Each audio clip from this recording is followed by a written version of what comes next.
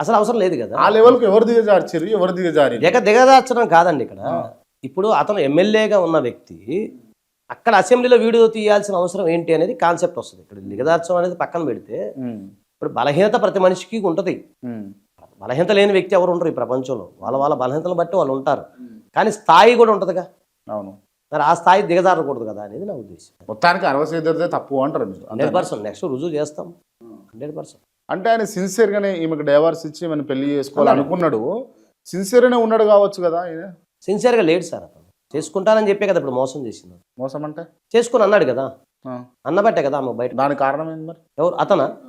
ఒకటే రీజన్ చెప్తున్నాడు సార్. అతను మొన్నటిదాకా ఆమెను వాడుకున్నాడు, అన్ని రకాలుగా వాడుకున్నాడు, అవసరం తీరిపోయింది. Same story. అన్ని రకాలుగా అంటే మీ దగ్గర ఏమైనా డబ్బులు ఉన్నాయా?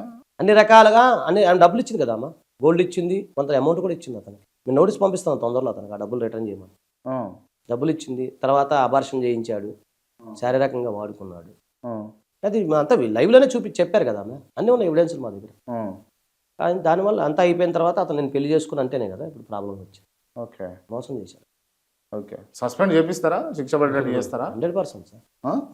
టైం విల్ కమ్ అంతే, టైం విల్ కమ్ అంతే. ఇప్పుడు మీడియాలో ప్రజలు చాలా మంది ప్రజలు ఏంటంటే మీడియాలో చూసింది మోసపోవద్దు. అసలు ఎవిడెన్స్ మేము ఎక్కడ సబ్మిట్ చేయాలి, కోర్టులోనే సబ్మిట్ చేస్తాం కదా. అన్నిటికీ మీడియాకి లీక్ చేయం కదా, కొన్ని చేయకూడదు కదా.